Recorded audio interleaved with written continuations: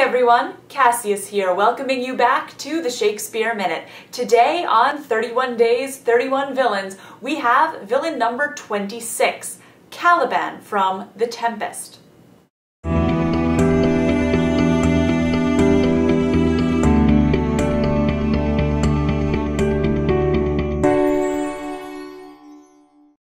This weekend, there's a bit of a theme here on the Shakespeare Minute of outsiders, and both of these villains are people who are generally thought of today as characters that we should sympathize with, and I don't think that's wrong. Caliban is an enslaved native of the island where Prospero and Miranda are now living in the Tempest. So how can he, this downtrodden character, be a villain? To that I have two things to say. Attempted rape. I have used thee with humane care, lodged thee in mine own cell, till thou didst seek to violate the honour of my child. Would it had been done? Thou didst prevent me, had peopled else this isle with Caliban. Horrid slave! And attempted murder.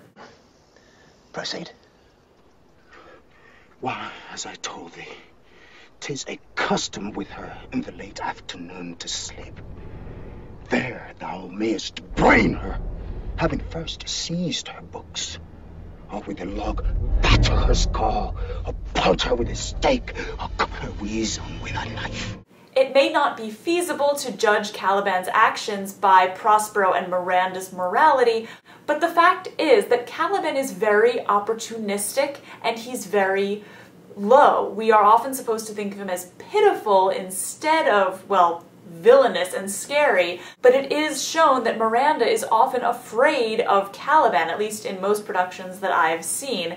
And Caliban's opportunism shows that when Prospero and Miranda showed up, this was going to be an antagonistic relationship. Someone was going to win and someone was going to lose. The whole imperialism plotline that a lot of people see today isn't something that Shakespeare historically could have been going for. So while I understand that it is very tempting to make Caliban wholly sympathetic, I do think that that's probably a bit of a mistake. That said, Prospero and Miranda are never in any danger from Caliban or indeed anybody else. I think that the Tempest really just shows one person, namely Prospero, being very powerful at the expense of everyone else and everything else that's going on.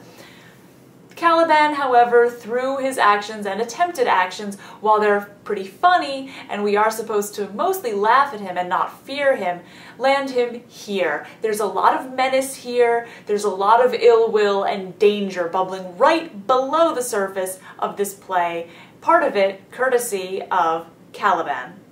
His crimes? Attempted rape and attempted murder. His motivation? Losing the power struggle to Prospero in the backstory. Till tomorrow, I'm Cassius. Think of the world.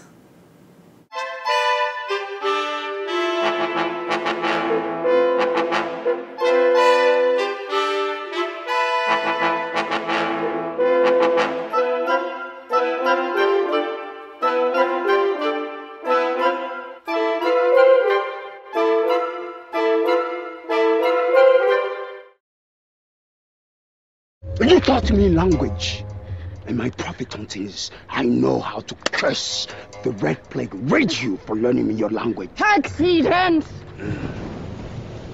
Fetches in fuel. Shrugs thou malice.